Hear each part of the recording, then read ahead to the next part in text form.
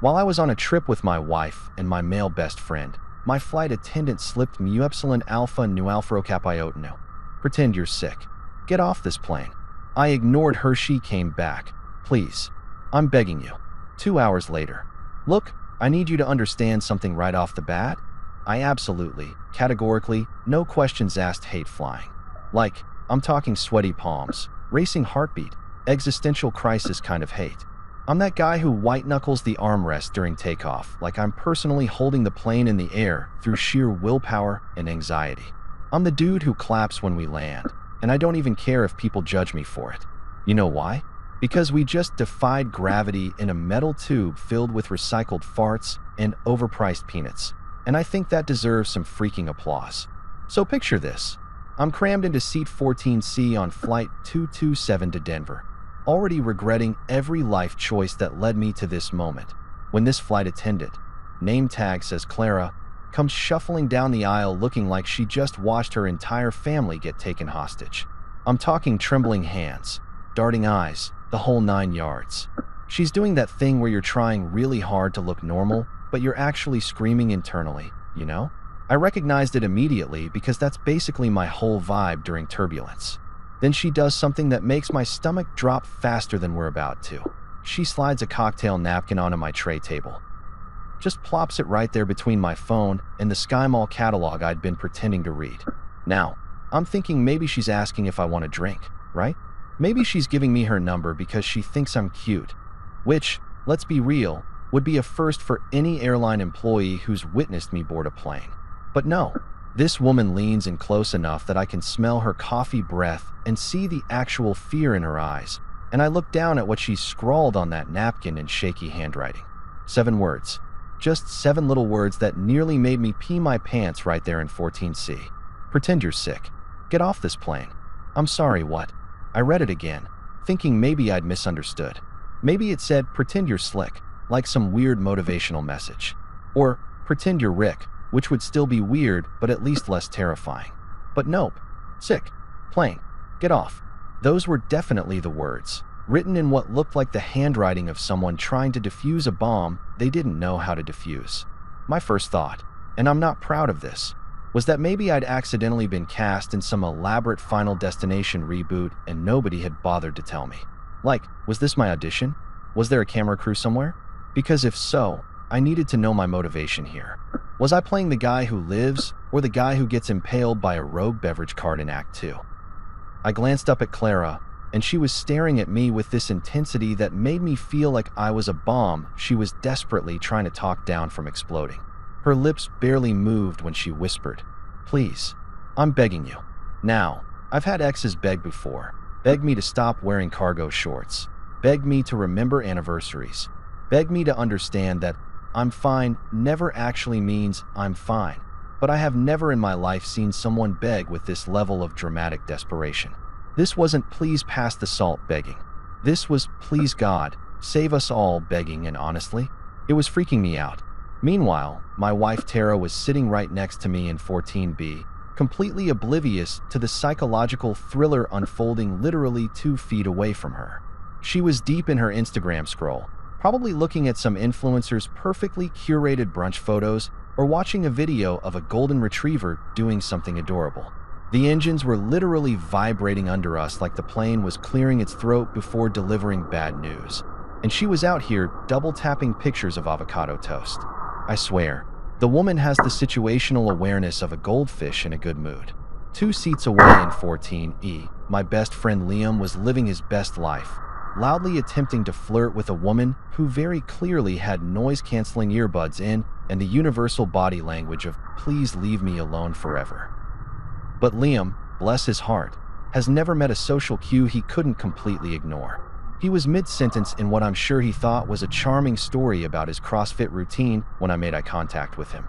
And he just gave me this big, goofy thumbs up like everything was totally normal. Nothing about this was normal.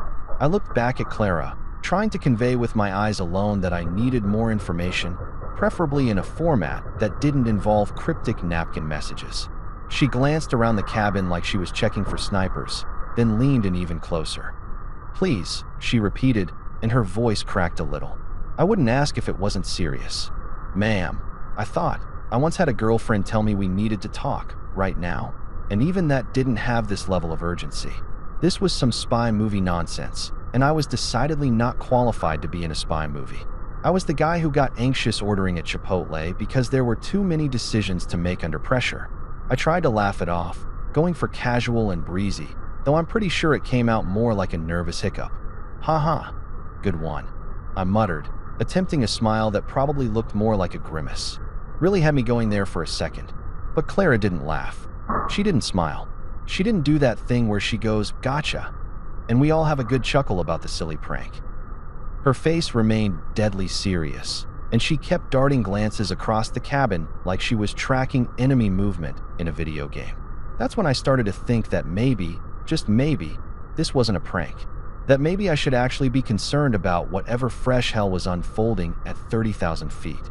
I followed her gaze and noticed things I hadn't paid attention to before. Across the aisle, some guy in a gray hoodie was gripping his armrests so tight his knuckles had gone completely white, like he was trying to squeeze the actual secrets of the universe out of that cheap airline plastic. Behind him, a woman in business clothes, expensive suit, the kind that screams, "I make more money than you ever will," kept glancing toward the cockpit every few seconds like she'd left something important up there. Maybe her soul, maybe her sense of professional boundaries. Who knows? I turned to Tara, thinking maybe I should loop her into this increasingly weird situation. "Hey, so, something kind of strange just." "Relax," she cut me off without even looking up from her phone. "You always overthink everything." She said it with that particular tone she uses, the one that somehow manages to be both soothing and condescending at the same time. Tara has exactly two modes, calm and judgmental calm. This was definitely the latter. Liam, having apparently struck out with noise-canceling earbud woman, leaned across the aisle and stage whispered, "Bro, maybe she just thinks you're cute." He waggled his eyebrows suggestively, like we were in a rom-com and not potentially in actual danger. Yeah, because nothing says romance quite like pretend you're sick and get off this plane before something terrible happens. That's definitely how all the great love stories start. Move over, Romeo and Juliet. Make way for guy who got weird napkin message and flight attendant who gave it to him. I looked back down at the napkin, those 7 words still staring up at me like an accusation. The plane's engines roared louder, preparing for takeoff, and I felt that familiar knot of anxiety tightening in my stomach. But this time, it wasn't just the normal flying anxiety. This was something else entirely. This was the kind of anxiety that comes with actual, legitimate reasons to be anxious. Clara had moved on, pushing her cart down the aisle, but I could see her hands were still shaking. She nearly dropped a can of ginger ale on some poor guy in row 15. I crumpled the napkin in my fist and shoved it in my pocket, my heart absolutely hammering in my chest.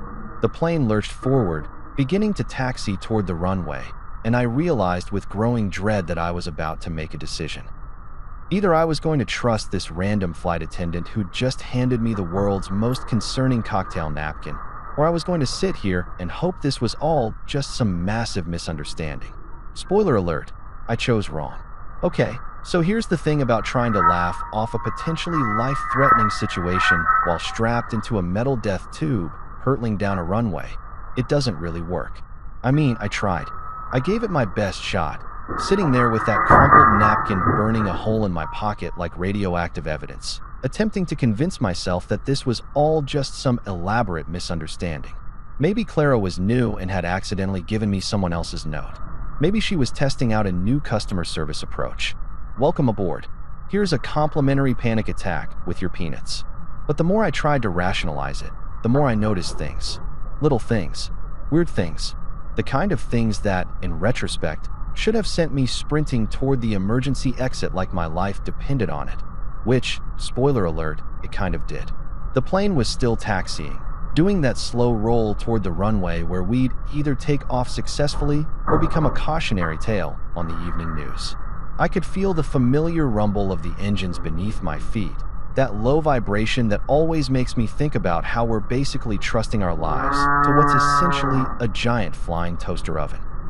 The cabin lights dimmed slightly, going into that weird mood lighting phase that's supposed to be calming but really just makes everything look like a horror movie set.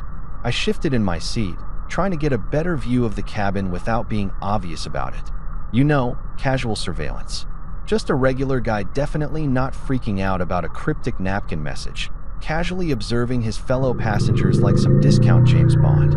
Clara was still making her way down the aisle with the beverage cart, but I could see the tension in her shoulders, the way she kept glancing back toward the front of the plane like she was expecting something to explode, which, given the circumstances, was not a comforting observation. That's when I really started paying attention to gray hoodie guy across the aisle. And let me tell you, this dude was not okay. I mean, nobody's really okay on a plane. We're all just various degrees of uncomfortable and mildly terrified. But this guy had taken it to another level. His hands were still death gripping those armrests like he was holding on for dear life, which technically we all were, but he was doing it with the intensity of someone who knew something the rest of US didn't. His knuckles were so white they were practically glowing, and I swear I could see a vein pulsing in his temple from 3 feet away. He was youngish, maybe late 20s, with the kind of beard that said, "I'm either a hipster or I've given up on society." His hoodie was pulled up despite the cabin being approximately the temperature of a sauna, and he kept his head down, eyes fixed on the seat back in front of him like it contained the secrets to the universe. But every few seconds, his eyes would flick up, scanning the cabin with this weird, jerky motion that reminded me of a bird that spotted a cat. A really nervous bird. A bird that maybe knew the cat was planning something. Then there was business suit woman, 3 rows up on the other side. I had a pretty good view of her from my angle, and she was giving off major suspicious vibes. She had that whole corporate power player thing going on. Designer suit that probably cost more than my car. Perfect hair that hadn't moved since she boarded. The kind of makeup that screamed, "I'm important and I know it." But underneath all that polish, she was twitchy as hell. Every 5 seconds, and I started counting because that's apparently what I do when I'm nervous, she'd crane her neck to look toward the cockpit. Not subtle glances, either. Full-on head turns, like she was waiting for someone to emerge or something to happen. Her laptop was open on her tray table, but the screen was dark. She wasn't working. She was just sitting there, pretending to work, while actually engaging in some weird cockpit watching vigil that was setting off every alarm bell in my already over-alarmed brain. "Excuse me, could I get a tomato juice?" Tara's voice cut through my paranoid observations, and I nearly jumped out of my skin. She was flagging down Clara, who'd made it to our row with the beverage cart. "Of course," Clara said, and her voice was steady, professional, giving absolutely no indication that she'd just handed me a note that basically said, "You're gonna die if you don't bail." She poured the tomato juice with hands that were only slightly shaking, handed it to Tara with a smile that didn't quite reach her eyes, then looked at me. "Anything for you, sir?" The way she said "sir" had this weird emphasis on it, like she was trying to communicate something through sheer force of will and proper title usage. I opened my mouth, not entirely sure what was about to come out, when Tara cut in again. "He's fine," she said, patting my arm in that condescending way that somehow made me feel like a child and an idiot simultaneously. "He's just nervous about flying. He always gets like this." She took a sip of her tomato juice, because apparently my wife is one of those psychopaths who actually enjoys drinking vegetable juice at 7,000 feet, and gave me that look. You know the one. The "you're being dramatic again" look that I'd become intimately familiar with over our 5 years of marriage. "I'm not nervous," I protested, which was a complete lie, and we all knew it. "I'm just observant." "Observantly nervous," Tara corrected, scrolling back to her phone. "It's fine, babe. We do this every time we fly. The plane is not going to crash just because you're anxious about it crashing. That's not how physics works. Actually, I wanted to say, I'm not worried about normal crashing. I'm worried about whatever the hell is happening that made a flight attendant give me a note that sounded like it was written by someone in a witness protection program. But I didn't say that, because A, it sounded insane when I put it that way, and B, Tara had already checked out of this conversation and returned to the much more interesting world of Instagram. Clara moved on with her cart, and I watched her go, trying to catch her eye, but she was deliberately not looking at me. Great. Awesome. Nothing suspicious about that at all. Liam leaned across the aisle again, apparently having given up on his seduction attempt with the woman who'd upgraded her earbuds to actual headphones. A clear escalation in the leave me alone technology arms race. "Bro," he said, Because every sentence Liam speaks starts with bro. You really need to chill. Maybe do some of that breathing thing your therapist taught you. I don't have a therapist, I hissed back. Yeah, but you should, he said cheerfully. You've got mad anxiety, dude. It's not healthy. He pulled out his own phone, probably to text the 15 other women he was currently talking to, which was Liam speak for sending hey beautiful texts to at random intervals. I slumped back in my seat, feeling the weight of the napkin in my pocket like it was made of lead instead of cheap paper. The plane was picking up speed now, really committing to this whole takeoff thing, and I could feel that familiar pressure building in my chest. But this time, I couldn't tell if it was regular flight anxiety or legitimate fear based on actual concerning circumstances. Gray hoodie guy chose that moment to pull out his phone, and I watched, because apparently I'm a creep now, as he typed something out with shaking fingers. His screen was angled just enough that I could see he was texting someone, but not enough to read what he was saying. He hit send, then immediately powered the phone down and shoved it in his pocket, his whole body rigid with tension. Business suit woman had closed her laptop and was now just staring straight ahead, but her hands were clasped together so tightly in her lap that her fingers were turning red. She looked like she was praying, or maybe just trying really hard not to throw up. Honestly, on a plane, those two things often look pretty similar. The engines roared louder, and I felt that lurch in my stomach as we accelerated down the runway. This was it, the point of no return. Either we were taking off, or I was about to do something incredibly dramatic that would either save everyone's lives or make me look like the world's biggest idiot. I glanced at Clara one more time, and she was standing in her jump seat near the front, buckled in for takeoff, but her eyes were locked on me. Even from this distance, I could see the plea in them, the desperate hope that I'd listened to her warning. The nose of the plane tilted up, and we left the ground. I'd made my choice, and I really hoped it was the right one. Narrator voice, it was not the right one. So there we were, wheels up, committed to this whole flying thing like a bad relationship you should have ended 3 red flags ago, but didn't because you'd already paid for the couple's massage package. The plane was climbing, that awful sensation of gravity, trying its absolute best to pull us back down to earth where we belonged. And my phone buzzed in my pocket like an angry bee that had just realized it was trapped in dental prison. Now, technically, I was supposed to have it on airplane mode. We all know this. The flight attendants had done their little safety dance, demonstrated the seat belts like we're all morons who've never sat down before, and explicitly told us to put our devices in airplane mode or turn them off completely. But here's a confession. I always wait until the last possible second to do it, because I have this completely irrational fear that the exact moment I disconnect from the internet will be the exact moment something incredibly important happens that I need to know about. Like, what if World War III starts during my flight and I miss the memo? What if someone finally proves that birds are real? What if my fantasy football lineup gets screwed because I didn't check it one last time? So I pulled out my phone. Sorry, FAA, please don't arrest me, and saw 3 texts from my sister Maya lighting up my screen. Maya is 2 years younger than me, infinitely more successful, and has made it her life's mission to remind me of both of these facts at every possible opportunity. She's a corporate lawyer at some big firm in Chicago, the kind of person who wears power suits and says things like, "Let's circle back on that," without a hint of irony. Meanwhile, I work in IT support, which is basically professional babysitting for people who can't figure out why their computer won't turn on when it's not plugged in. The first text read, "Mom's asking about you again." The second, "She wants to know if you and Tara are still together," which is mom code for, "When are you giving me grandchildren?" The third, "Send a pic. She wants proof of life. And couple photos. You know how she is." I could practically hear Maya's voice in my head. That particular blend of amusement and exasperation she reserves specifically for our mother's antics. Our mom, bless her heart, had turned worrying into an Olympic sport and somehow managed to win gold every single time. She'd called me 4 times before this flight to make sure I had my license, my wallet, my phone charger, my common sense, and my will to live. Not necessarily in that order. The plane hit a pocket of turbulence, because of course it did, and my stomach did that fun little flip that makes you question every choice you've ever made.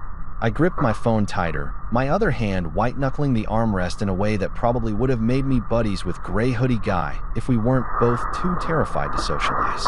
I started typing back to Maya, my thumbs working on autopilot. Sure, might die. Pray for me. Then I paused, looking at those words on my screen, and felt a weird chill run down my spine.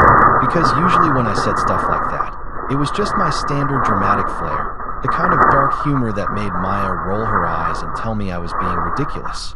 But right now, with Clara's napkin note burning a hole in my pocket and the general vibe of this flight being somewhere between unsettling and legitimate horror movie, those words felt less like a joke and more like a premonition. I hit send anyway, because what else was I going to do? Text back. Actually, a flight attendant gave me a weird note, and I think something bad might happen, but I'm too much of a coward to do anything about it. Yeah, that would go over great. Maya would probably just tell me to stop watching so many conspiracy theory videos on YouTube, which, fair, but also not helpful in this particular situation. Her response came back almost immediately, a laughing emoji. Just one. Not even the crying laughing one, just the regular laughing one. Like my potential demise was mildly amusing, but not quite hilarious. Classic Maya. I could picture her in her office, probably in the middle of some important conference call, taking a break to mock her older brother's flight anxiety like it was her civic duty. I glanced over at Tara, who was now watching some cooking video with the sound off, reading the subtitles, and occasionally nodding like the person making a casserole was imparting ancient wisdom. The plane leveled out a bit, that initial climb to cruising altitude phase starting to settle, and the seatbelt sign dinged off. Freedom. Sort of. The freedom to move around a confined metal tube while suspended thousands of feet in the air. Living the dream. But Clara, oh man, Clara was not settling. While everyone else was starting to relax, getting comfortable, pulling out their books and tablets and overpriced airport snacks, she was pacing the aisles like a caged animal. She'd check an overhead bin, move 3 steps, check another one, move again. Her face had this fixed smile plastered on it, the kind of smile you give when someone's holding you at gunpoint, but you're trying to act natural. I'd seen that smile before, usually in hostage negotiation movies right before everything goes sideways. She pretended to adjust someone's air vent in row 9, then moved to help an elderly woman in row 12 with her reading light. But her eyes, God, her eyes were everywhere. Scanning faces, counting passengers, looking toward the cockpit, then back at the cabin, then specifically at me for just a split second before moving on. It was like watching someone play the world's most stressful game of Where's Waldo, except Waldo might be a terrorist, and the prize for finding him was not dying. I considered pressing the call button.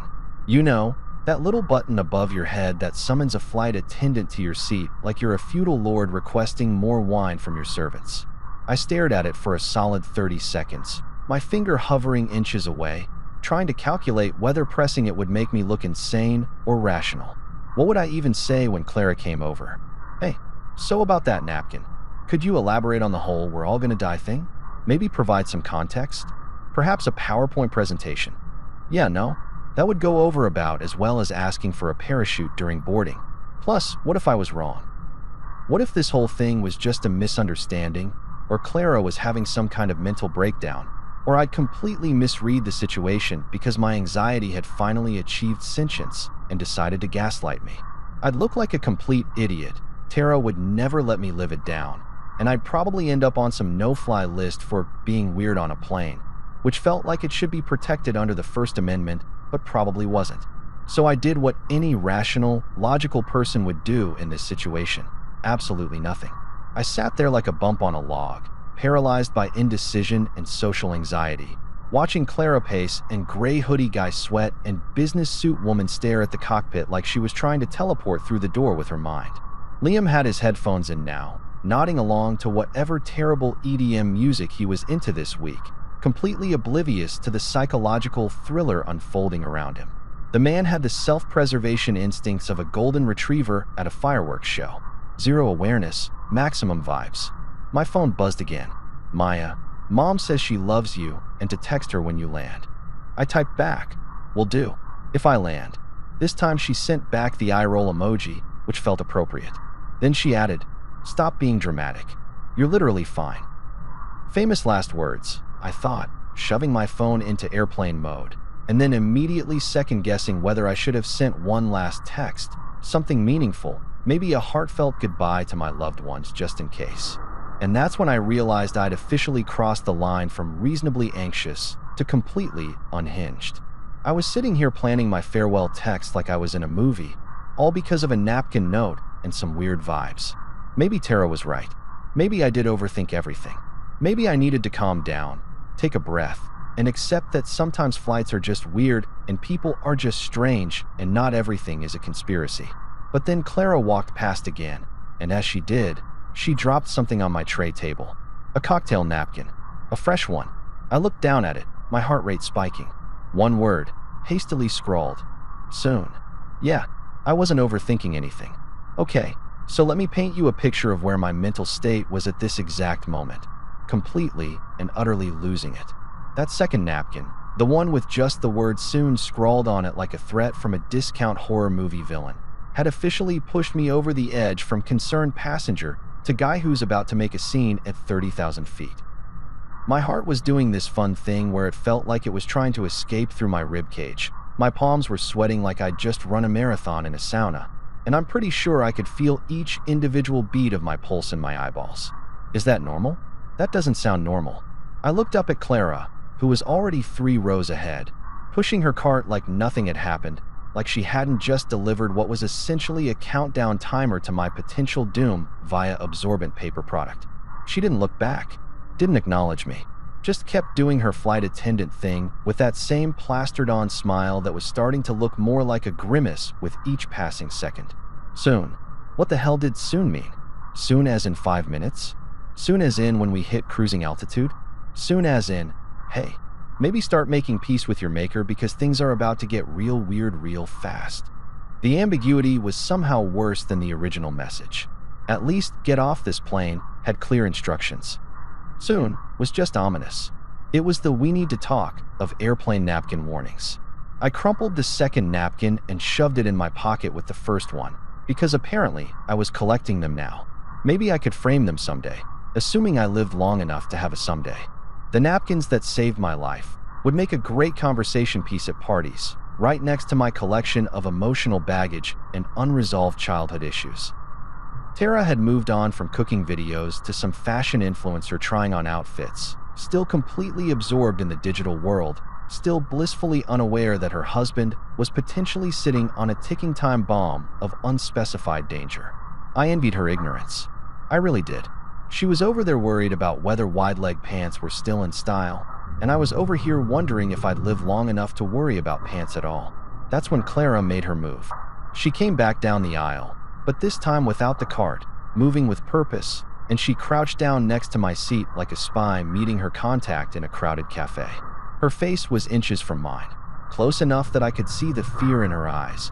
The way her mascara had smudged slightly from what I assumed was stress sweating, and smell the coffee and mint on her breath from whatever emergency caffeine situation she'd handled before this flight. "Do it now," she whispered, her voice barely audible over the drone of the engines. "Pretend to faint. If you stay here, you won't land alive." I blinked at her, my brain trying to process what she was asking me to do while simultaneously short-circuiting from sheer panic. "You want me to fake a faint?" I whispered back, which came out more like a squeak. "In front of my wife? She's a nurse. She'll call me out in approximately 0.3 seconds. She once diagnosed a guy having a heart attack at Costco while buying rotisserie chicken. I'm not going to be able to fake her out with amateur hour theatrics." And that was true. Tara had seen me at my worst. Food poisoning, actual flu. That time I thought I was dying, but it turned out I'd just eaten too much spicy Thai food. And she had a built-in BS detector that was more accurate than a polygraph machine. The woman could spot fake illness from a mile away. It was both impressive and incredibly inconvenient. Clara's eyes didn't waver. If anything, they got more intense, boring into mine like she was trying to transfer the severity of the situation directly into my brain through sheer force of will. "Then make it convincing," she said, each word deliberate and heavy with meaning. "I'm not asking you to win an Oscar. I'm asking you to survive." Well, when you put it like that, suddenly my concerns about looking stupid seemed pretty trivial. Nothing like the threat of literal death to put your priorities in perspective, right? I took a deep breath, glanced at Tara one more time, still engrossed in her phone. God bless her oblivious heart. and made the executive decision to commit to this insane plan. If I was going to do this, I needed to go full method actor. Daniel Day-Lewis didn't become Lincoln by half-assing it, and I wasn't going to survive whatever fresh hell was brewing on this plane by giving a mediocre performance. So I did what any reasonable person would do in this completely unreasonable situation. I went for it. I clutched my chest with both hands, really digging my fingers in there like I was trying to physically hold my heart inside my body. My face contorted into what I hoped was a convincing expression of pain and not just severe constipation. There's a fine line there, and I wasn't entirely sure which side I'd landed on. I let out a groan, starting low and building to a crescendo, really selling the whole "something is very wrong with me" vibe. "Oh no," I croaked, my voice coming out strangled and dramatic. "My heart. I can't, something's wrong." Liam's head whipped around so fast I'm surprised he didn't get whiplash. "Dude, what?" But I was committed now. I was in it. I let my body go slack, slumping in my seat, my head lolling to the side like a rag doll that had given up on life. I even threw in a little "I flutter" for good measure, because I'd seen that in movies and it seemed appropriately theatrical. Tara, however, did not react the way I'd hoped. She didn't gasp. She didn't panic. She didn't immediately spring into nurse mode and start checking my vitals. Instead, she glanced over at me, paused her video, and rolled her eyes so hard I'm surprised they didn't fall out of her head and roll down the aisle. "You had 3 airport sandwiches," she said flatly, her tone dripping with the kind of exasperation usually reserved for toddlers throwing tantrums in grocery stores. "You'll live. Just breathe through it. Maybe stop eating mystery meat from Terminal B next time."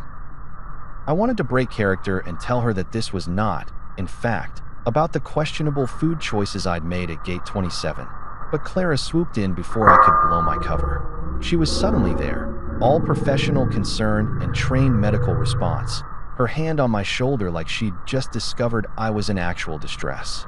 "Sir, are you all right?" she asked loudly, projecting her voice so other passengers would notice. "You look very pale. Let's get you some water and some air." "He's fine," Tara insisted, still scrolling through her phone. "He does this every time he flies. It's anxiety, not a cardiac event. Trust me, I've seen both." But Clara was already grabbing my arm, surprisingly strong for someone who probably weighed 120 pounds soaking wet, and hoisting me to my feet. "Sir, please, let me help you to the front. We have oxygen there. Can you walk?" I nodded weakly, leaning on her like I actually needed the support, which honestly wasn't that far from the truth because my legs had gone all wobbly from the adrenaline spike. Liam was half standing now, looking concerned in that way guys do when they're not sure if they should help or if getting involved would be weird. "Bro, you okay?" he asked, reaching out but not quite touching me. "You need me to come with?" "He's fine," Tara repeated, but there was a slight edge of doubt creeping into her voice now. "Knight, you're fine?" She'd finally put down her phone, which was how I knew she was at least 10% concerned. Maybe 15%. Clara was already guiding me down the aisle, one hand firmly on my elbow, and she leaned in close as we moved, her lips barely moving.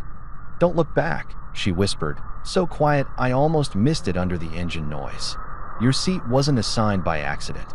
And just like that, my performance stopped being a performance.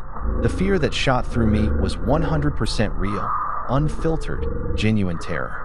My legs actually did feel weak now, my heart actually was racing, and the sick feeling in my stomach had nothing to do with airport sandwiches and everything to do with the sudden realization that I wasn't just being paranoid. This was real. Whatever this was, it was happening, and I had been specifically targeted. My seat wasn't random. Someone had put me there on purpose, which meant someone knew I was on this flight, which meant someone had plans for me, or for whoever was supposed to be in that seat. And none of those plans probably involved me landing safely in Denver and going about my normal boring life. We were almost to the front of the plane now, passing through first class, where people were sipping champagne and enjoying warm nuts like they weren't currently sharing airspace with whatever nightmare scenario was unfolding back in economy. Clara's grip on my arm tightened slightly, reassuring and terrifying all at once. That's when I stopped acting entirely and started genuinely freaking out. Because ignorance might be bliss, but knowledge? Knowledge was absolutely terrifying.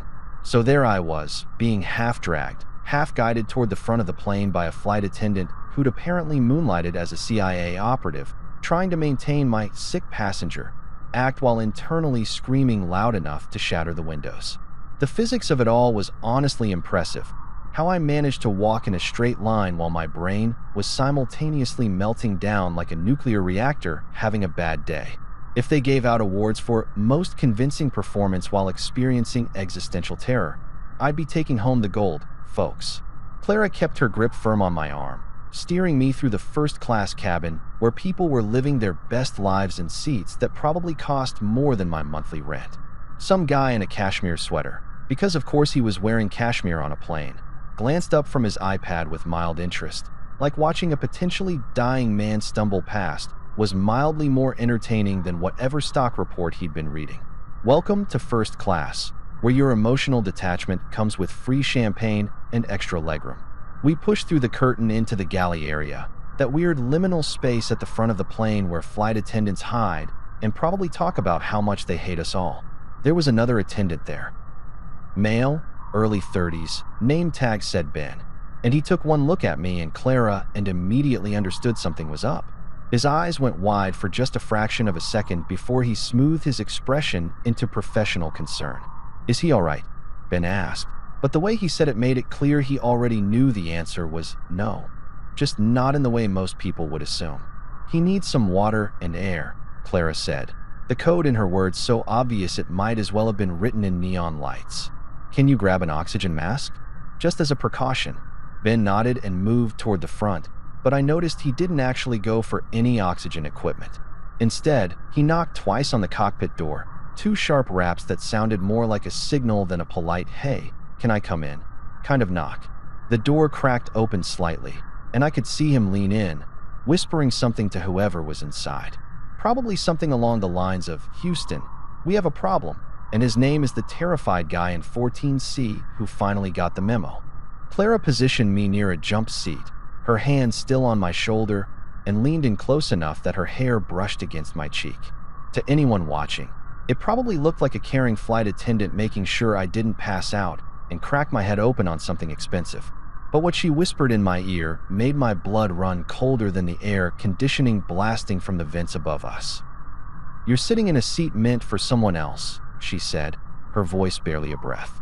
"They think you're him." I froze. Like, completely froze. Every muscle in my body locked up simultaneously, and if I wasn't already pretending to be sick, this would have been a great time to start. "Who's they?" I managed to croak out, my throat suddenly drier than a popcorn fart in the Sahara. Her eyes flicked back toward the cabin, then to me, then to Ben, who was still at the cockpit door engaged in what looked like an intense whispered conversation. "The reason this flight might not land," she said simply, like she was telling me the in-flight movie selection and not dropping a bomb that my life was in danger because of a seating mix-up. I wanted to laugh. I really did. Because this was absurd. This was beyond absurd. This was the kind of thing that happened in bad thriller novels written by people who'd clearly never flown commercial before. "You're telling me I was about to die because of airline seat assignments?" The same airline that once put me in a middle seat between a guy who brought tuna fish and a woman who thought personal space was just a suggestion? That level of incompetence had accidentally put me in a terrorist seat or a mob informant spot, or whatever fresh hell this was.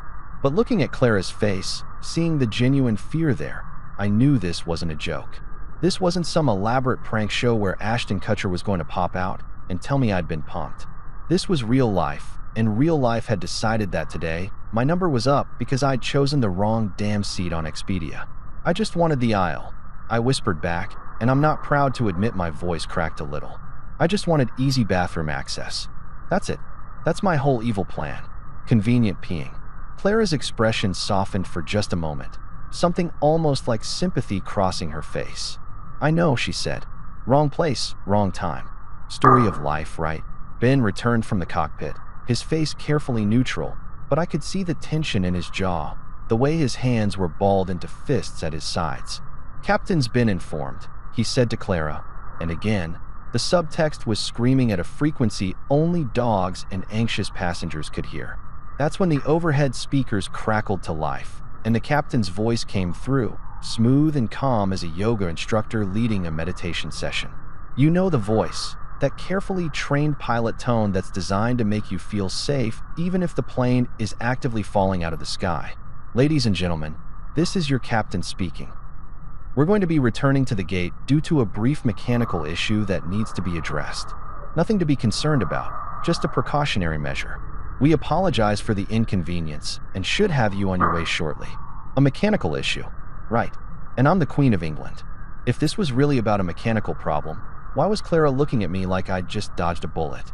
Why was Ben positioned near the cockpit door like he was guarding it? Why did I feel like I was in the middle of a situation that was about to go from weird to call the National Guard in about 30 seconds? The plane banked slightly, beginning its turn back toward the airport, and I could hear the groans and complaints starting to ripple through the cabin.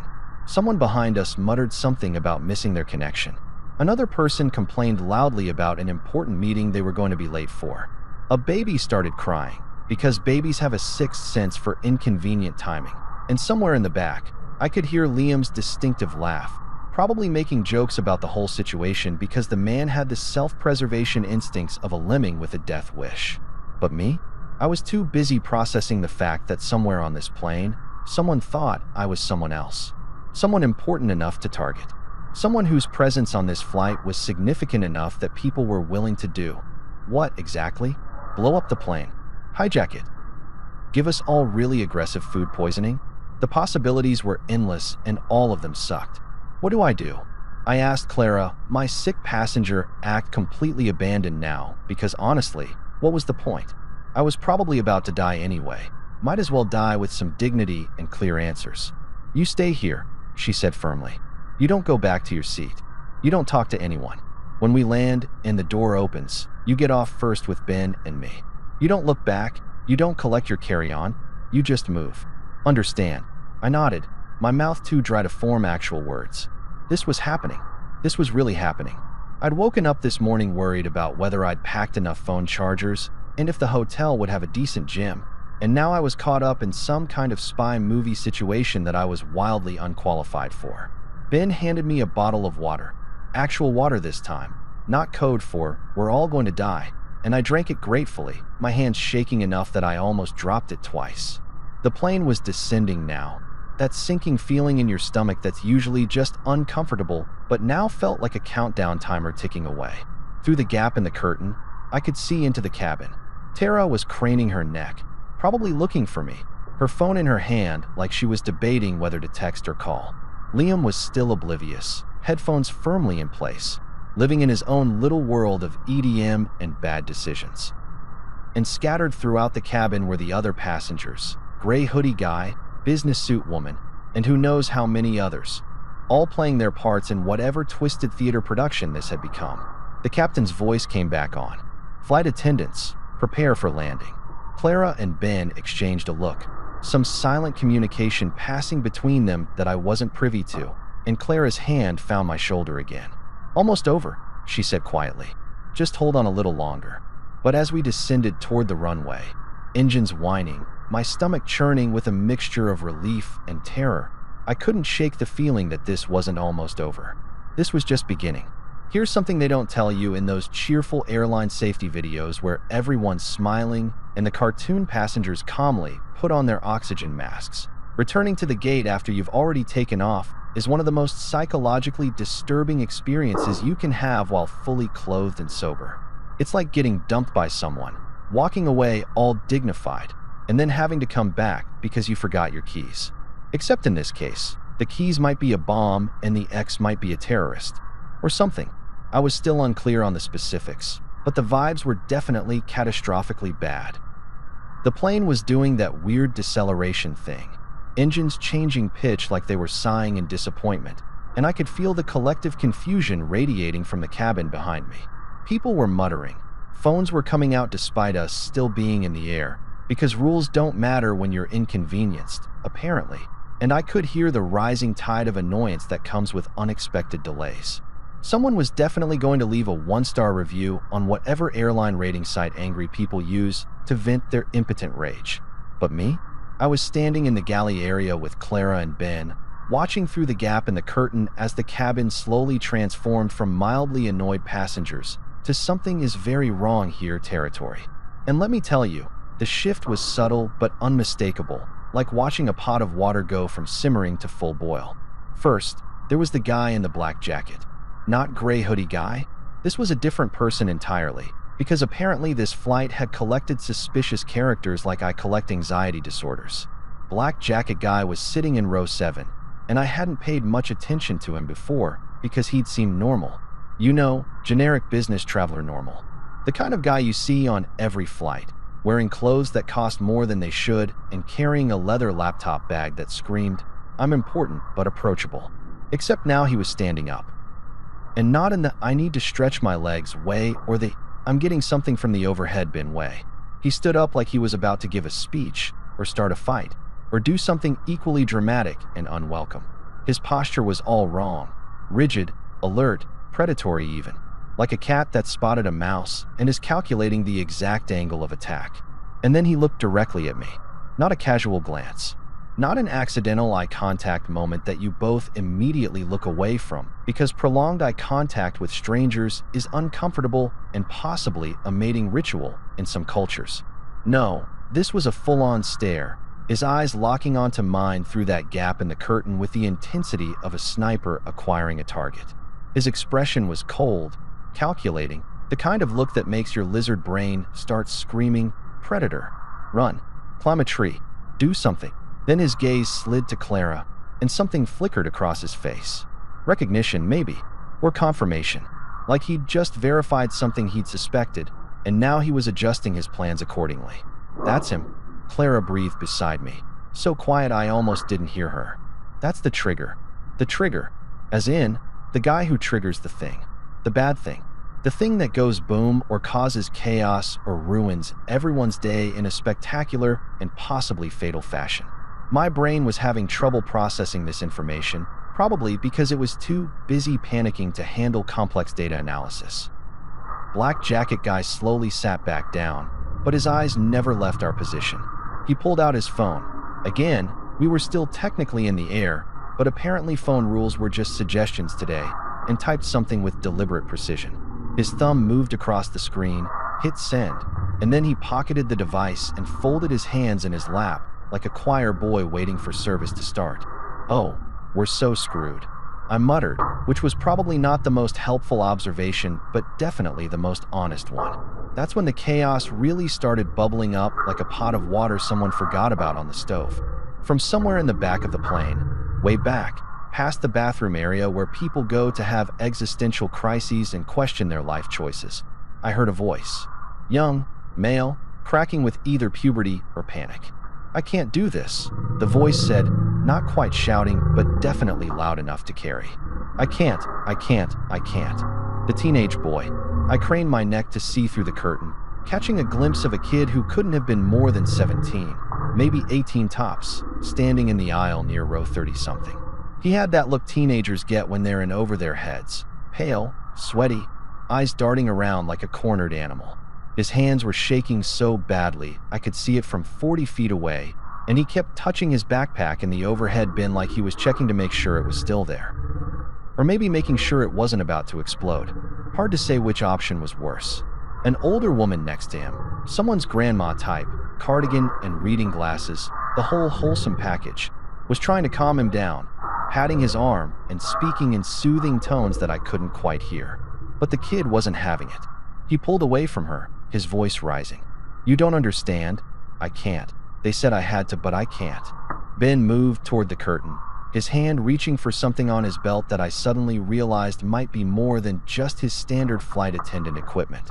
Clara grabbed his arm, shook her head slightly. "Not yet," she mouthed. Wait. Wait for what?" I wanted to scream. Wait for the plane to explode. Wait for whatever nightmare scenario was unfolding to reach its natural conclusion. But I kept my mouth shut because I'd already proven that my instincts in crisis situations were roughly as reliable as a magic 8-ball with trust issues. That's when Liam's voice cut through the tension like a chainsaw through butter, loud and cheerful and completely, devastatingly oblivious. "Bro," he called out from his seat, pulling out one earbud and gesturing at the general chaos. "Are they shooting a movie or something? Is this like one of those prank shows? This is wild." Several passengers turned to look at him. Black jacket guy's head swiveled in his direction. Even teenage panic attack kid paused his meltdown to stare at this idiot who thought we were filming a reality show while potentially careening toward disaster. "That's my best friend," I said to no one in particular. "The guy who thinks we're on candid camera while the plane might be rigged to explode. That's who I chose to be friends with." This is the quality of my decision-making on full display. Clara's lips twitched despite everything, like she wanted to laugh, but remembered that laughing during a potential terrorist situation was probably poor form. And then, because apparently this situation wasn't complicated enough, 2 passengers in first class stood up simultaneously. They'd been sitting there the whole time, blending in with the champagne sippers and cashmere wearers, looking for all the world like regular business travelers who'd paid too much for slightly better seats. But now they were standing, and their hands were moving to their waists, and they were pulling out badges that caught the overhead lights and glinted with official authority. Air marshals. We had freaking air marshals on the plane, which meant someone, somewhere, had known this flight was going to be a problem before we even took off. Which meant this wasn't a spur-of-the-moment thing. This was planned, coordinated, a whole production that I'd stumbled into like an extra who'd accidentally wandered onto the wrong movie set. The marshals. One woman with severe bangs and an expression that could cut glass.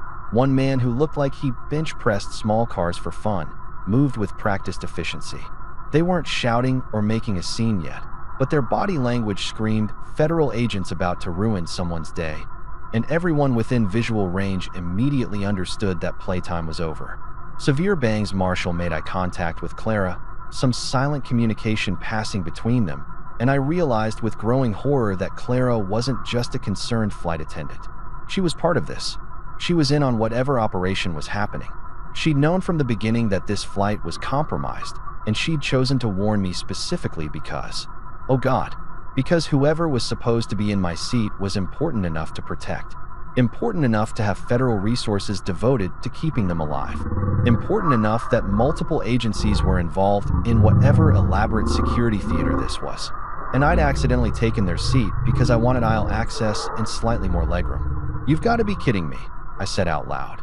To the universe, to whatever cosmic force had decided that today was the day my mediocre life would intersect with actual important spy stuff. This is how I die? Not from my terrible diet or my family history of heart disease or my complete inability to exercise regularly, but because I used Expedia's seat selection feature? Ben looked at me with something that might have been sympathy. "If it helps," he said quietly, "you're handling this better than most people would." "I'm having a full psychological breakdown," I informed him. "This is just what my breakdowns look like. Internal screaming, external sarcasm. It's my brand." The plane touched down, actual wheels on actual tarmac, and I felt that little surge of relief you always get when you land successfully. Except this time it was mixed with abject terror because landing meant we were about to enter the next phase of whatever fresh hell this was. Through the window, I could see the terminal approaching, but also something else. Vehicles. A lot of vehicles. Police cars, black SUVs, what looked like maybe a SWAT van, all positioned around our gate like we were public enemy number 1. "Are those for us?" I asked, knowing the answer but hoping I was wrong. Clara nodded grimly. "Them and whoever else is on board." The plane rolled to a stop, and in that moment of silence before chaos inevitably erupted, I had one crystal clear thought. I really should have just driven to Denver. So we're stopped at the gate now, engines powering down with that distinctive whine that usually signals the end of a flight and the beginning of the mad scramble to grab your carry-on and pretend you're not about to elbow someone in the face to get off this metal prison faster. Except nobody was moving. The seatbelt sign was still on, glowing like an angry red eye of doom, and there was this weird suspended animation quality to everything, like we were all extras in a movie waiting for the director to yell action so we could start the next scene of whatever disaster film this had become. The marshals, Severe Bang's woman and bench press cars guy, were positioned strategically in the aisles now, one in first class, one near the middle of the plane, and they had that alert stillness that predators get right before they pounce. You know that nature documentary vibe where the lion is watching the gazelle and you're sitting on your couch eating chips thinking, "Oh, that gazelle is so dead." Yeah, that energy. Except in this scenario, I wasn't sure if I was the gazelle or just an innocent bystander about to get trampled in the inevitable chaos. Black jacket guy was still in his seat, hands folded, picture of calm, but I could see the tension in his shoulders, the way his eyes kept flicking between the marshals and the exit and someone, in the back of the plane. His jaw was clenched so tight, I'm surprised his teeth didn't shatter from the pressure. Clara was beside me, her hand still on my arm like she was afraid I might bolt or faint or do something equally unhelpful. Ben had moved to the cockpit door, blocking it with his body in a way that was definitely not standard flight attendant procedure. And me? I was just standing there like an idiot, watching my life turn into a Tom Clancy novel I definitely didn't remember signing up for. That's when Severe bangs Marshall. I decided to call her Agent Badass because she definitely earned the title, moved with sudden purpose toward the economy section, specifically toward row 14, specifically toward where I had been sitting approximately 10 minutes ago when my biggest concern was whether the in-flight Wi-Fi would work and if I'd have time to watch an episode of The Office before landing. She reached up to the overhead bin directly above seat 14C, my seat, the seat I'd chosen because of a stupid airline algorithm and my preference for aisle access, and popped it open with a smooth, practiced motion that suggested she'd done this before. Probably too many times before. Time did that weird slow motion thing that happens in movies and also apparently in real-life crisis situations. I watched her hand disappear into the bin, moving past the regulation-sized carry-ons and personal items, reaching toward the back where most people don't look because who actually checks the far reaches of an overhead bin? That's where forgotten items go to die, where someone's left-behind neck pillow lives out its sad existence until a cleaning crew eventually finds it 6 months later. But Agent Badass wasn't looking for forgotten items. Her hand emerged holding something small, metallic, about the size of a lunchbox, maybe, with wires visible on one side and, oh God, oh no, a little light blinking red like a furious Christmas decoration designed by someone's worst nightmare. A device. An actual, literal device that was definitely not supposed to be in an overhead bin, definitely not supposed to be on a plane, and definitely, absolutely, categorically not supposed to be blinking red like it was counting down to something catastrophic. The bin above my head, the seat I'd been sitting in, the space where I'd been planning to put my neck pillow and maybe catch a nap while we flew over flyover country. I froze, like completely and utterly froze. Every muscle in my body locked up simultaneously, and my brain just started screaming this high-pitched internal wail that would have been embarrassing if I wasn't too busy being absolutely terrified to care about embarrassment. That had been above my head. That blinking red nightmare had been sitting approximately 18 inches from my skull for the entire time we'd been taxiing and taking off. Behind me, I heard Tara gasp. Actually gasp, like a character in a Victorian novel who'd just seen someone's ankle. And that's how I knew this was serious. Tara doesn't gasp. Tara has seen compound fractures and childbirth, and that time I tried to cook Thanksgiving dinner. The woman is unflappable, but she was definitely flapped now. Dude, Liam's voice carried from his seat, and for once, he didn't sound cheerful or oblivious. He sounded genuinely shaken, which was somehow more terrifying than the device itself. Dude, that was above your head. That was literally right above where you were sitting. Thanks, Liam. Really helpful observation there, buddy. A+ commentary on the obvious situation. Gold star for stating what we can all clearly see with our functioning eyeballs. The cabin erupted. And I mean erupted, like a volcano of human panic and terror that had been building pressure and finally found its release valve. Someone screamed, high-pitched, genuine horror movie scream. A kid started crying. That soul-deep wail that children do when they sense something is very wrong even if they don't understand what. Someone else was shouting in what might have been Spanish or Portuguese. I couldn't tell because my linguistic processing had shut down in favor of pure survival mode. A woman in a business suit. Different from the cockpit watching woman, because apparently this flight was just lousy with suspicious business suit people, jumped up and shouted, "It's remote triggered. Don't move. Nobody move." Which, okay, first of all, how did she know that? Was she also an agent? Was everyone on this plane some kind of undercover operative except me, and maybe that poor grandma who'd been trying to calm down teenage panic attack kid? Had I accidentally bought a ticket on the Federal Agent Express and nobody thought to mention it during booking? Second, telling a plane full of panicking people not to move is like telling water not to be wet. It's theoretically a good idea, but fundamentally impossible. People were half standing, grabbing their bags, reaching for their phones, doing all the things humans do when confronted with mortal danger and absolutely zero training on how to handle it. Bench press cars marshal. Agent Muscles, I decided, moved down the aisle with surprising speed for someone his size, his voice booming over the chaos. Everyone remain calm. Stay in your seats. Federal agents, you are safe. We have this under control. Narrator voice, they did not, in fact, have this under control.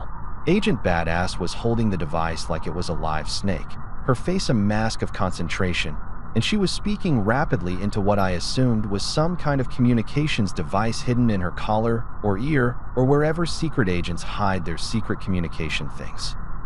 I couldn't hear what she was saying over the general pandemonium, but her expression suggested it wasn't, "Hey guys, false alarm.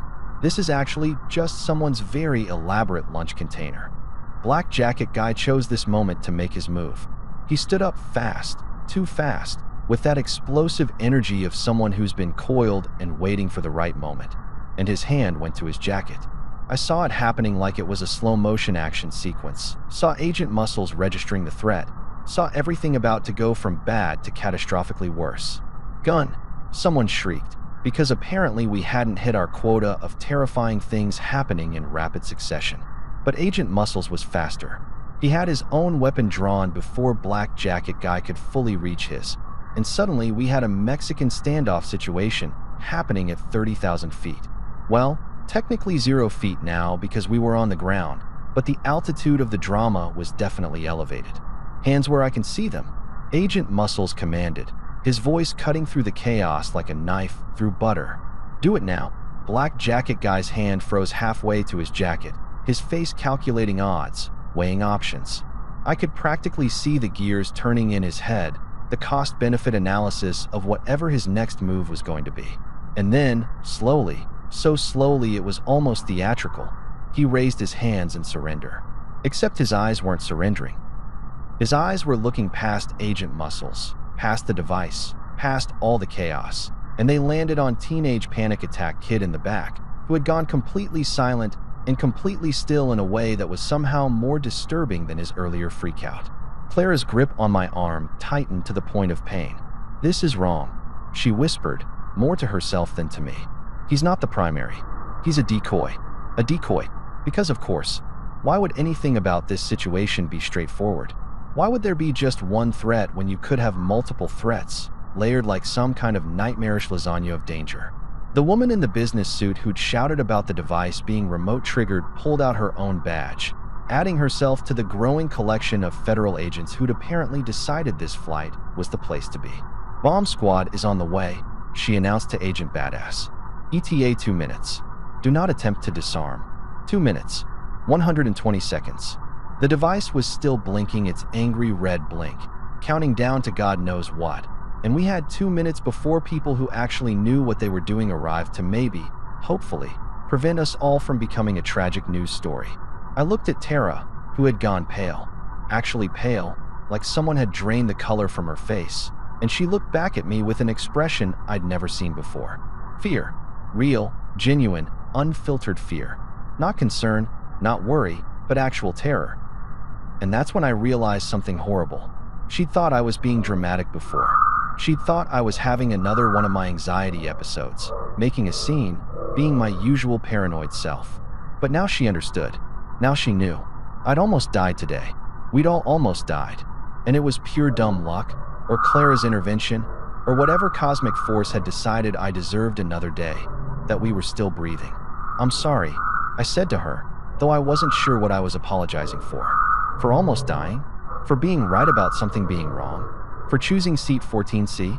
She just shook her head, tears actually forming in her eyes, and mouthed back, "I love you," which was touching and terrifying because Tara doesn't get emotional in public.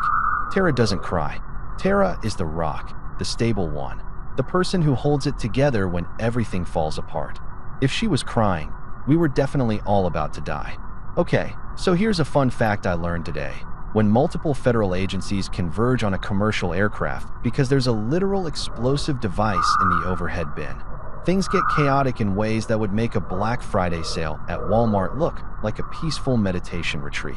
I'm talking organized chaos, the kind where everyone's moving with purpose, but it still feels like the universe is having a full-blown panic attack, and we're all just along for the ride.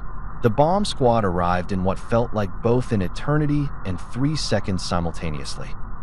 Time does weird things when you're contemplating your own mortality, and they came dressed like they were about to explore Mars. Full hazmat-looking suits, helmets with face shields, equipment that probably cost more than my house. The whole intimidating package. They moved through the plane like a well-oiled machine, and suddenly Agent Badass wasn't the scariest person in the vicinity anymore, which was saying something because that woman could probably kill someone with a severe look and proper motivation. They'd evacuated everyone from economy through the rear exit, down those inflatable slides that look fun in theory but are actually terrifying in practice, especially when you're sliding towards safety while there's a bomb still on the plane you just exited. I could see passengers scattered on the tarmac below through the window, looking like confused ants whose anthill had just been kicked by a vindictive god. Liam was down there somewhere, probably still trying to figure out if this was a prank show. Tara had been escorted off separately, some kind of protocol about keeping potential witnesses separated, which sounded ominous but probably made sense to people who did this for a living. But me? I was still in the galley with Clara and Ben, watching the bomb squad work through that gap in the curtain like I was the world's most anxious theater patron at the worst play ever written. Apparently, I was being kept separate because I was material to the investigation, which was official speak for, "You're the idiot who sat in the wrong seat, and we need to figure out how much trouble you're in." Clara had ditched her flight attendant vest at some point, and was now wearing an FBI jacket that she'd pulled from God knows where. Maybe they just keep them stashed in the galley next to the extra peanuts and emergency wine. Turns out my suspicions were correct. She wasn't just a concerned employee of the airline. She was Special Agent Clara Mendez, and she'd been undercover on this flight for 3 weeks, working multiple routes, waiting for this exact situation to develop. 3 weeks. I'd squeaked when she told me, my voice doing that embarrassing thing where it goes up an octave. "You've been playing flight attendant for 3 weeks waiting for someone to try to blow up a plane?" "Actually, we've been tracking this cell for 6 months, she'd replied, adjusting her jacket with the casual confidence of someone who regularly deals with domestic terrorism before lunch. "This flight was flagged 2 days ago. We knew they were planning something.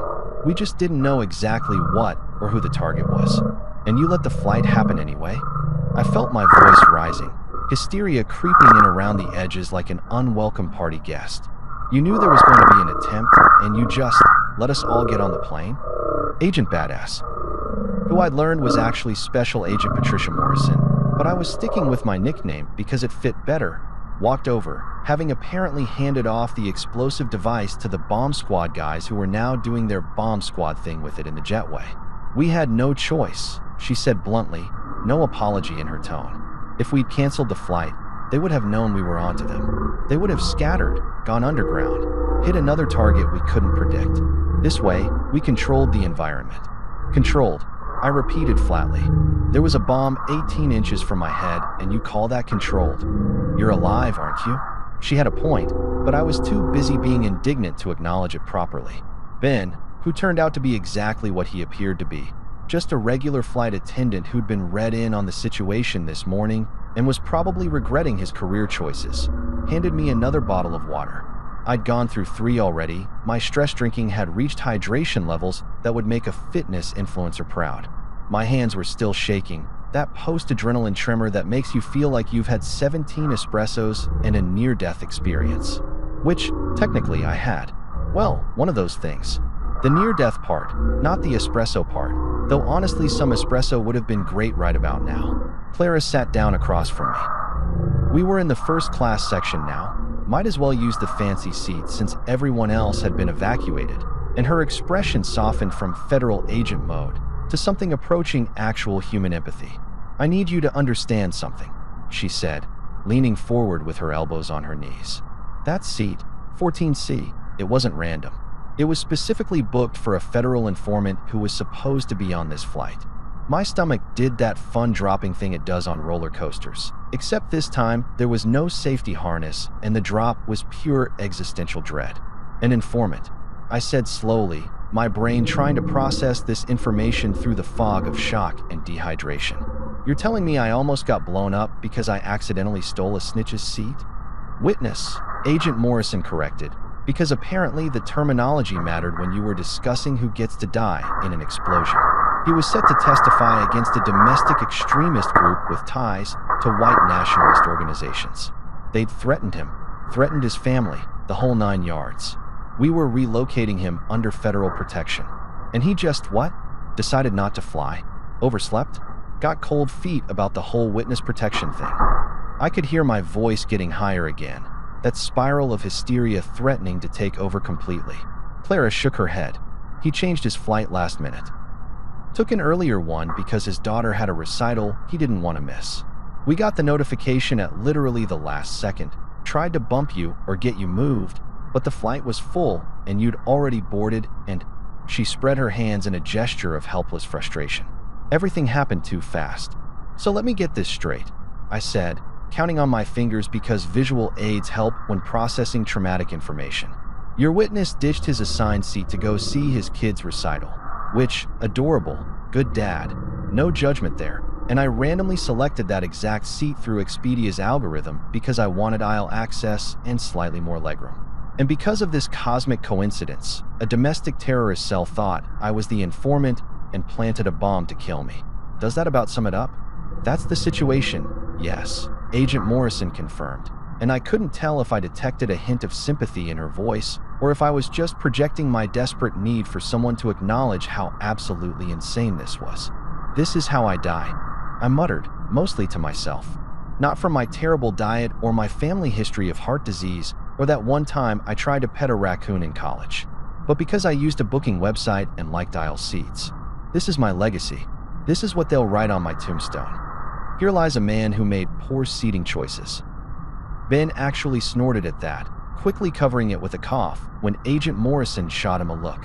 You're not going to die, Clara said firmly, her hand reaching out to squeeze my shoulder in what was probably meant to be a reassuring gesture, but mostly just reminded me that I had functioning nerve endings that were currently screaming in terror. The device is secure. The suspects are in custody. Wait, suspects plural? I interrupted. How many people were trying to kill me? Kill the guy whose seat I stole? At least 4 on the plane, Agent Morrison said, ticking them off on her fingers like she was listing grocery items instead of attempted murderers. Black jacket guy, real name Marcus Webb, known associate of the group. The teenager in the back, Tyler Chun, recruited online, didn't know what he was really getting into until it was too late. Business suit woman who called out the device. That was actually Agent Reeves, one of ours. And we're still identifying the 4th, but we have them contained. For people. For actual human beings who'd woken up this morning, brushed their teeth, probably had breakfast, and thought, yeah, today's a good day to blow up a plane full of innocent people. The casual evil of it made my brain hurt. My phone buzzed then. I'd forgotten I even had it, forgotten that the outside world still existed beyond this nightmare scenario. I pulled it out, expecting more texts from Maya, probably wondering why CNN was reporting on our flight, or maybe my mom having a maternal panic attack. But it wasn't Maya. It wasn't my mom. It wasn't anyone in my contacts at all. Unknown number. One text. 6 words that made my blood run colder than the airplane AC had managed all day. We know you got off the plane. I stared at it, reading it over and over like maybe the words would rearrange themselves into something less threatening. Like maybe it was a wrong number, or autocorrect had butchered someone's innocent message about getting off work, or getting off the couch, or literally any other interpretation of getting off that didn't involve domestic terrorists tracking my movements. Clara saw my face, which had apparently gone from traumatized survivor to person seeing a ghost, and was immediately on alert. What is it? I held out the phone with a trembling hand, watched her and Agent Morrison read the message.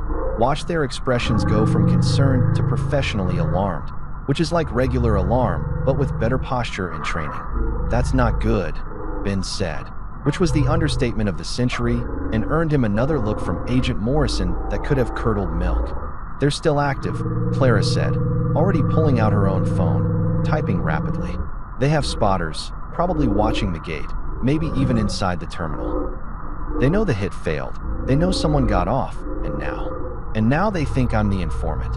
I finished, my voice surprisingly steady considering my internal organs were currently attempting to escape through my ribcage. They think I'm the guy they were trying to kill, and I just became a walking target. Agent Morrison was already moving, speaking into her radio, calling for additional security, using codes and abbreviations I didn't understand, but which all sounded very urgent and very bad for my continued survival. Clara stood up, her hand automatically going to the gun holstered at her hip. When had she gotten a gun? Had she had it the whole time? Was everyone on this plane armed except me? And looked at me with an expression that was part apology, part determination. "We're going to protect you," she said. "You're going to be fine. You literally just told me there are domestic terrorists watching the terminal who think I'm a federal witness." I pointed out, my capacity for sarcasm apparently surviving even in life-threatening situations. "Fine seems like a strong word choice here. You're going to be alive," she amended. "How's that?" "Better," I admitted. "Still terrifying, but better." Through the window, I could see more vehicles arriving. Black SUVs, more police cars, what looked like actual military vehicles which seemed excessive, but maybe that was just standard protocol for domestic terrorism on a Tuesday. The terminal had been evacuated. I could see people being herded away from our gate, could imagine the confusion and fear rippling through the airport. And somewhere out there, someone was watching, waiting, trying to figure out if they'd succeeded or if they needed to adjust their plans. Plans that now apparently included me. "So what happens now?" I asked, though I wasn't sure I wanted to hear the answer. Clara and Agent Morrison exchanged a look, some silent federal agent communication that I wasn't privy to. "Now," Agent Morrison said, "you disappear." Disappear is one of those words that sounds cool when Jason Bourne says it, but significantly less cool when you're a 32-year-old IT support specialist whose biggest act of rebellion is using the office microwave for fish on Fridays. I don't have spy training. I don't have a particular set of skills acquired over a very long career. I can barely remember my own Wi-Fi password half the time. And yet here I was, being told I needed to go into hiding like I was suddenly important enough to warrant federal protection, which was flattering and absolutely terrifying in equal measure. They moved us, and by us, I mean me, Tara, and Liam, because apparently your spouse and your idiot best friend count as close associates, who might also be targets, into a secure area of the airport that I didn't even know existed. We're talking through maintenance corridors, past restricted access doors that required key cards and retinal scanners, down hallways that looked like they belonged in a dystopian video game. The whole thing had this surreal quality, like I'd accidentally wandered into a different reality where my boring life had suddenly become an action thriller and nobody had bothered to give me the script. The room they put us in was some kind of VIP lounge meets FBI operations center. There were plush chairs that probably cost more than my car, a fully stocked bar that we weren't allowed to touch. Rude. And approximately 17 federal agents scattered around like very serious party guests who'd forgotten how to have fun. Laptops were open everywhere, people were speaking in low urgent tones, and there was this energy in the air that said, "We're professionals handling a crisis," mixed with "this is not how we wanted to spend our Tuesday." Tara was sitting next to me on a leather couch that was way too nice for the amount of stress sweating I was currently doing. She'd been silent for the past 20 minutes, processing everything, and I could practically see the wheels turning in her head. My wife is a lot of things, pragmatic, skeptical, occasionally judgmental of my life choices, but she's not someone who panics easily. She sees trauma in the ER on a daily basis, has held people's hands while they died, has dealt with more bodily fluids than should be legal. But this was different. This was personal. "So," she finally said, her voice tight, controlled, the way it gets when she's really upset but trying not to show it. "When the flight attendant gave you that napkin, when she told you to get off the plane, that was real." "Yep," I said, popping the P, because apparently even in crisis situations I default to being annoying. "That was very real. Very, very real. And I told you to relax." "You did say that, yes. I told you that you were overthinking things. That is an accurate summary of your position, correct?" She turned to look at me then, really look at me, and I saw something in her eyes I'd never seen before. Guilt. Real, genuine, crushing guilt. "You almost died because I didn't listen to you." "Hey, no, that's not." I started, but she cut me off. I told you to calm down. I said you always overthink everything. I basically gaslit you into staying in a seat that had a bomb above it. Her voice was cracking now, tears starting to form, and Tara doesn't cry. Like, ever. I'd seen her cry maybe 3 times in our entire relationship, and one of those was at a particularly sad dog food commercial that caught her off guard. You didn't know? I said firmly, reaching for her hand. Nobody knew. Well, except Clara and the other agents. But they have training and clearance, and probably therapy for this exact situation. You're a nurse, not a mind reader. How were you supposed to know that my anxiety was actually justified this one time? I should have listened to you, she insisted, wiping at her eyes aggressively like she was mad at them for producing tears. I always tell you to listen to women more often, and then the one time a woman literally tries to save your life, I tell you to ignore her. Liam, who'd been sitting across from us scrolling through his phone, because of course he was, finally looked up and contributed to the conversation in his uniquely Liam way. To be fair, Tara, he does overthink everything. Like, remember that time he convinced himself the Chinese restaurant was a front for money laundering because they had really fast service? That was a legitimate concern, I protested. Nobody makes dumplings that fast naturally. It defies the laws of physics. It was a chain restaurant, Tara said, a slight smile breaking through despite everything. They have industrial steamers. Still suspicious, I muttered, but I was glad to see her smile, even if it was at my expense. Especially if it was at my expense, actually. If she was making fun of me, it meant she was processing, coping, returning to some version of normal. Agent Morrison walked over then, carrying a tablet and wearing an expression that suggested she had information and none of it was good news.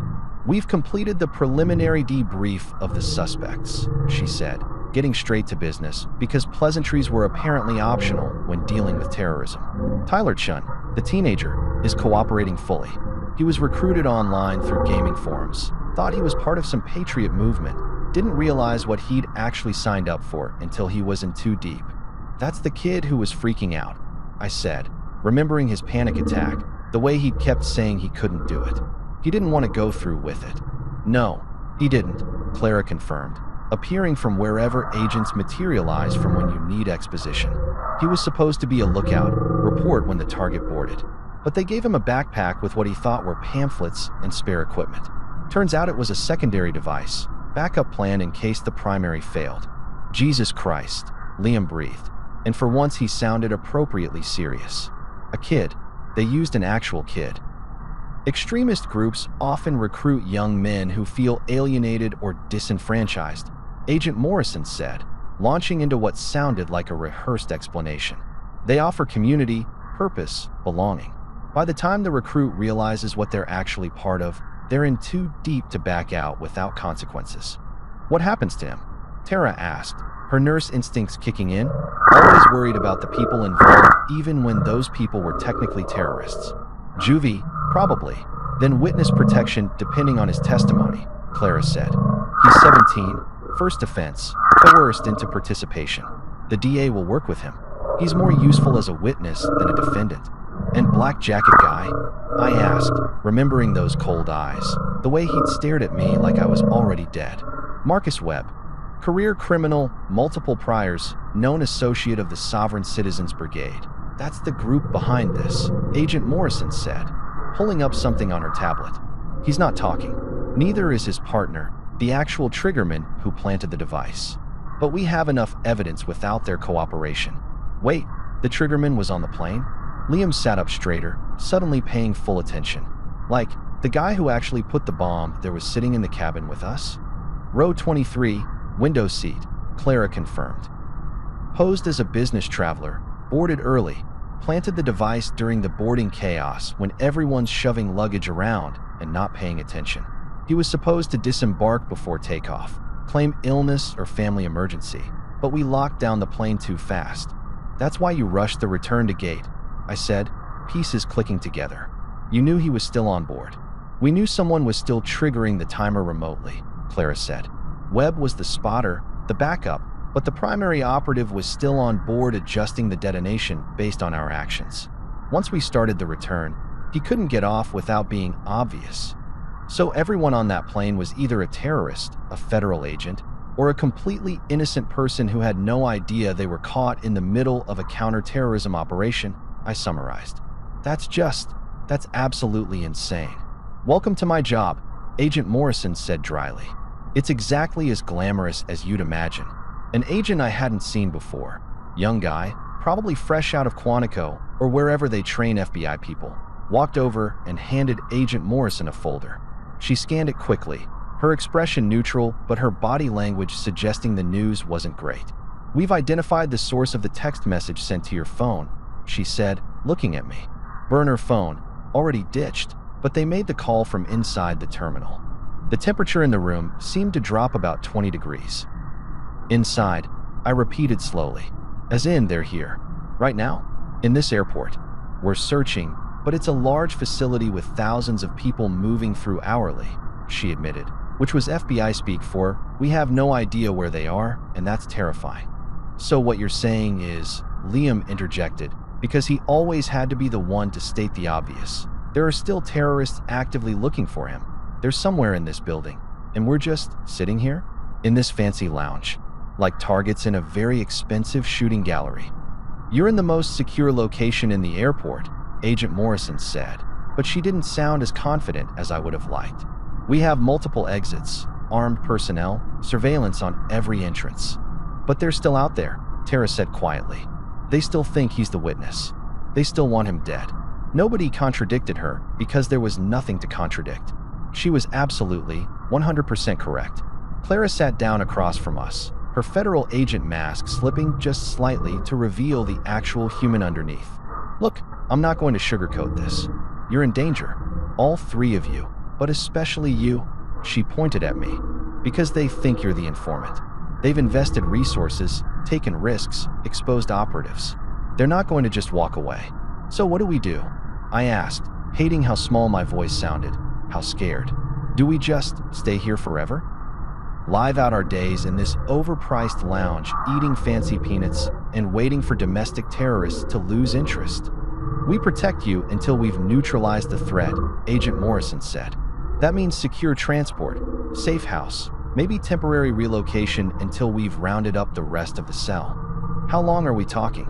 Tara asked, ever practical. Days? Weeks? Could be months, Clara admitted. These things take time. We need to follow the evidence, make arrests, ensure there are no other active operatives. Months, I interrupted, laughing in disbelief. You want us to go into hiding for months because I accidentally sat in the wrong seat on an airplane. This is my life now. This is actually happening. Hey, Agent Morrison said, and her voice had softened just slightly, traded some of that professional distance for something approaching sympathy. You're handling this better than most people would. I've seen grown men completely fall apart over less. You've got survivor sarcasm. It's a thing. It's actually a really healthy coping mechanism. Survivor's sarcasm. I repeated, testing the phrase. That's what we're calling my complete psychological breakdown. Because I'm definitely breaking down here. This is just what my breakdowns look like. Internal screaming, external wit. It's my brand. It's a good brand, Clara offered. Better than most. Tara squeezed my hand. Liam gave me a thumbs up that was probably meant to be encouraging, but mostly just reminded me that he was an idiot who I loved despite his complete lack of situational awareness. And somewhere in this airport, someone was looking for me. Someone who wanted me dead. Someone who thought I was important enough to kill. Me. The guy who once got stuck in a beanbag chair for 20 minutes because I couldn't figure out how to get out of it. This was my life now. And honestly, I'd really prefer it if it wasn't. That night, they stuck us in a secure hotel that looked like every other business hotel I'd ever stayed in, except this one had armed guards in the hallway and bulletproof windows, which really killed the ambience. Tara and I lay side by side in the king bed, staring at the popcorn ceiling like it held answers to life's greatest mysteries. It didn't. It just had popcorn texture and probably asbestos. My phone buzzed. Liam, texting from his room next door. Bro, that was insane. Also, I still think Clara was into you. I typed back. She literally saved our lives, Liam. Exactly, he replied.